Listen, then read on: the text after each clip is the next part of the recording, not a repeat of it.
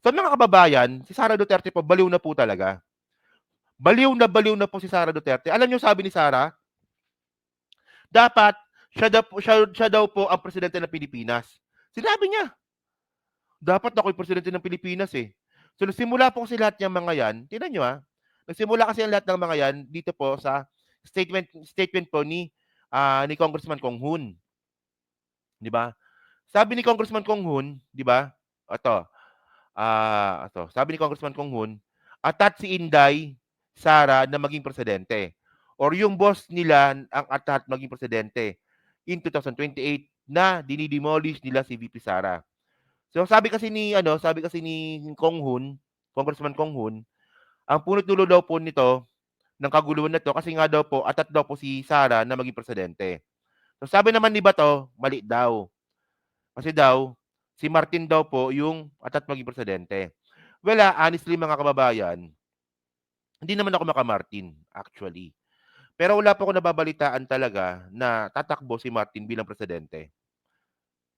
'Di ba? So, anong sense nun? Ayun nga, nonsense. Anong sense nun? Nonsense nga, 'di ba? Oh. So ngayon, ito. Excuse me.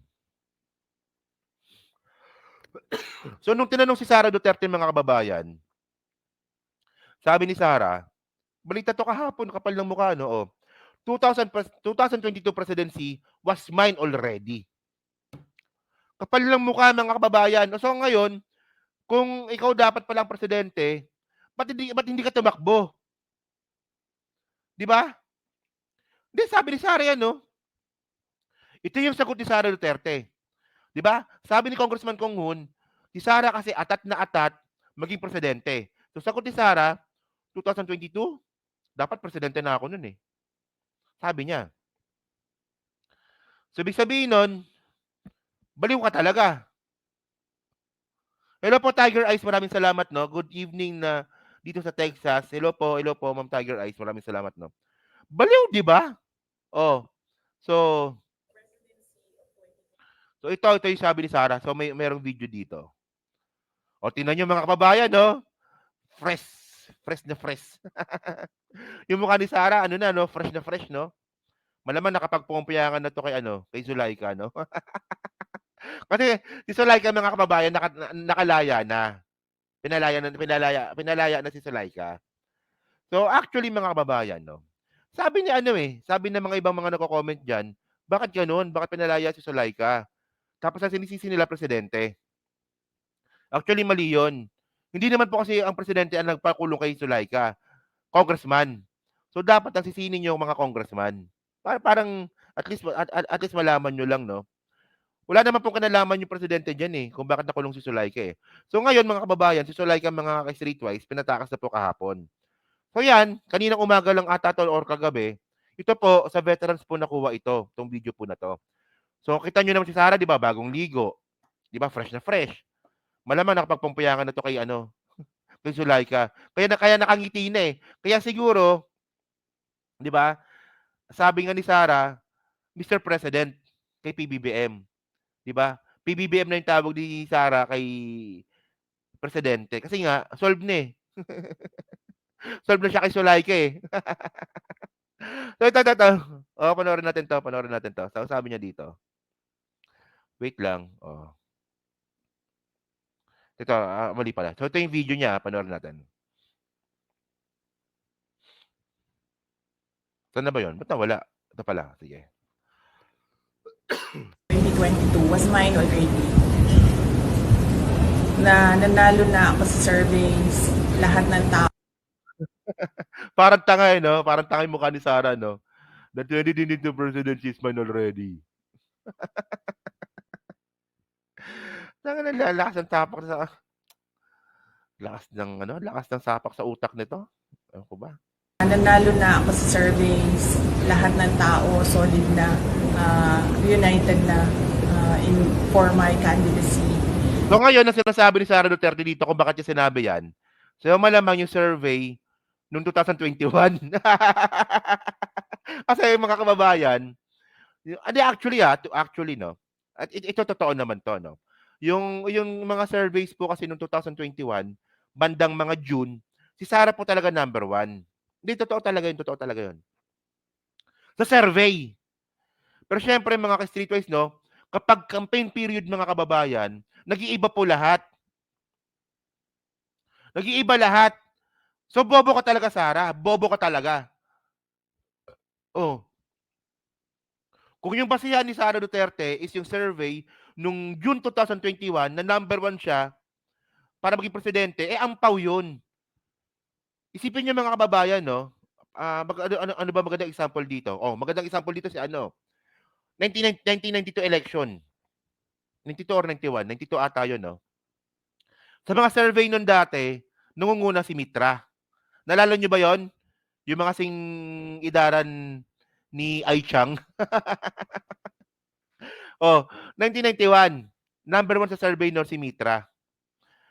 Oh, so ano nangyari? Nung campaign period, biglang nag-iba. Naging si Fidel Ramos na kaagad. Kaya nga naging presidente, kaya nga po, si Ramos yung naging presidente nun, 1991. So kung survey lang pala ang basehan ni Sara Duterte para sabihin niya na siya dapat ang presidente, ngayong araw, ngayong panahon na 'to, eh bobo ka. Bobo ka talaga. Oh. So hindi 'yun, ampaw 'yun, ampaw 'yun. Ampaw 'tong sinasabi ni Sara. Oh. Pero I gave it away because I felt I had to do some other things. Joe De Venecia, ano 'yan? 1998 'yan. Joe De Venecia, 1998 'yan. Nung kalaban niya sa ERAP. Oo.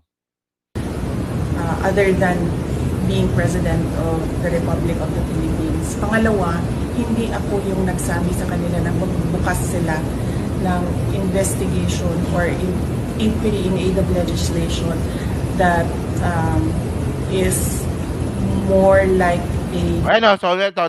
Oh. Kita nyo ha, merong ebidensya niyan ha. Oh, may nakakaalam mo. Yes, Mitra number 1. Kumala si Fidel sa coalition, biglang in-endorse ni Cory si Fidel. O, di ba? Ayun ang point. Totoo 'yun. Hindi pwedeng maging basehan ni Sara Duterte na siya dapat ang presidente dahil pa sa survey na nangyari nung June 2021. Ampaw 'yun, Sara. Ampaw 'yun. Oh, sabi sa inyo bobo 'to, eh. Oh. political persecution and harassment of OVP personnel. So, Alam niyo 'no, ito yung pangit kay Sara, eh. So ngayon ang sabi naman ni Sara ngayon, ang Congress daw po ang nangaharas sa kanya. So ito palagi ko sinasabi 'to, eh. Nakalimutan ba ni Sara Duterte na siya nagsimula ng away na 'to? Lahat po ng nangyayari po ngayon, siya po nagsimula. Tandaan po natin mga kababayan, yung nangyari po nung bandang August 2023. So ano nangyari nun? 'Di ba? Gusto pong tanggalin ni Gloria Macapagal Arroyo si Martin Romualdez bilang House Speaker. So anong ginawa ni Sara? Sumuporta kay Gloria. So doon pa lang mga kababayan, amoy na po talaga si Sara Duterte na traidor. 'Di ba? So ngayon yung sinasabi ni Sara Duterte na hindi siya nagsimula ng away na 'to, kabobohan po 'yun. Nakalimutan mo na ba yung mga pinagagawa mo 2023? 'Di ba sabi mo pa nga, 'di ba? Sabi mo pa nga, ano yung tambaluslos, 'di ba? Ikaw yung unang bumato, eh, tambaluslos sabi mo kay Martin, eh. So anong reason kung bakit mo tinawag na tambaluslos si Martin? Kasi nga, 'di ba, pinagtanggol lang naman ni Martin Romualdez yung ano, yung upuan niya bilang House Speaker sa Congress. At alam naman po natin mga kababayan, na kapag si Martin Romualdez po ang House Speaker, 'di ba? Yung plano po ng mga Duterte at ni Gloria na mapatalsik si PBBM through impeachment, hindi po mangyayari. So ang reason dito mga kababayan, kung meron mang nanggulo talaga dito, si Sara 'yun. Kasi naging kasabwat ka ni Gloria para patanggalin si Martin. Ngayon kung sinasabi ni Sara na wala siyang kinalaman sa away na 'to, bobo ka. Bobo ka talaga, 'di ba? And actually mga kababayan 'no, ito pa isang kabobohan dito, eh. So sabi ni Sara, siya daw dapat ang presidente. Pero ito, sabi dito, ito, post ito nung 2021. Sabi ni Sara, I am pleading to them to please allow me to run for president in 2034. If at that time there is something I can do to help the country.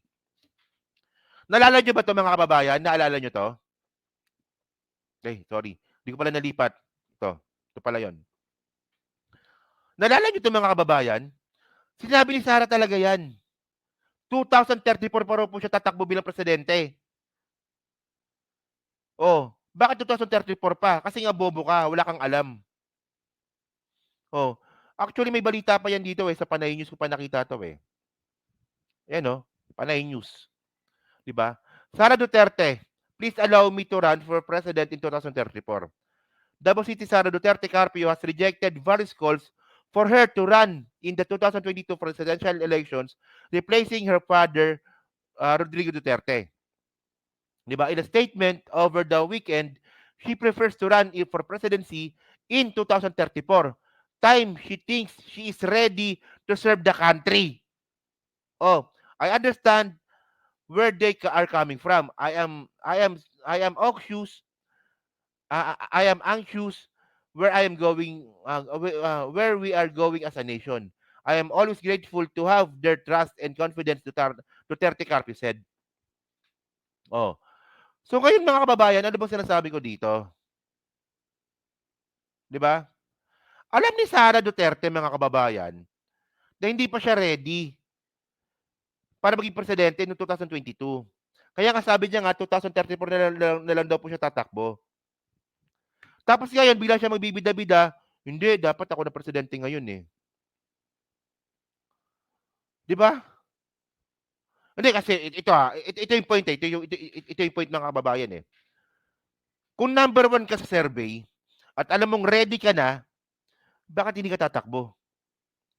Hello po Batman GC maraming salamat 'Di ba? Number 1 ka sa survey. At alam mong kaya mo maging presidente, ba't hindi ka tumakbo? Kasi nga bobo ka. Actually mga kababayan, isa po talaga sa advokasya po ng channel po na 'to is wag po maging presidente si Sara. Pigilan po natin na maging presidente si Sara. 'Di ba? Kasi unang-una alam na natin 'yan Unang-una boba, psychopath, 'di ba? Unethical, magnanakaw, pro-China, tapos manunuhol. So kaya ito ang ito pa yung mga reason kung bakit po ang advocacy po natin ay huwag maging presidente si Sara.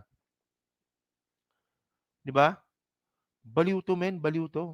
Oo. So ngayon ang point dito, tingnan niyo 'to Okay. Ito pa. So whatsoever, yan na yan So ngayon, tingnan niyo. Tingnan niyo kung gaano ka-immature 'tong babae na 'to. 'Di ba sabi ni Sara I believe we reached the point of no return and it is clear na they're really going after me. Okay, 'di ba? So sabi ni Sara Duterte pala, wala nang balikan ito. Away kung away. Pero sabi naman ni PBBM, hindi, never say never. Boss Takero, mahalin natin si VP Sara, mahal ni PBBM si VP Sara. 'Di ba? Ewan ko lang kung totoo 'yon, 'di ba? So 'yan.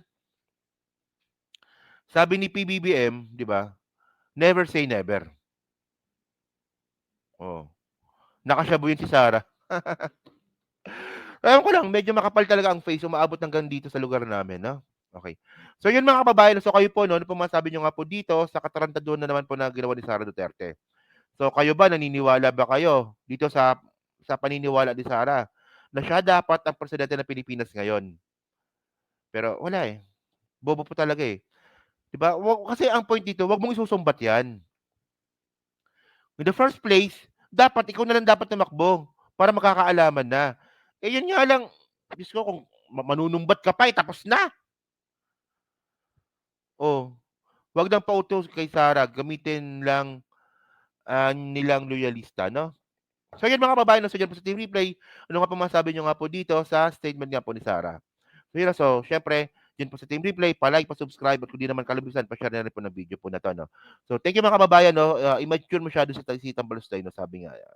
Yun. So yun mga ka-streetwise 'no, so next topic po tayo 'no.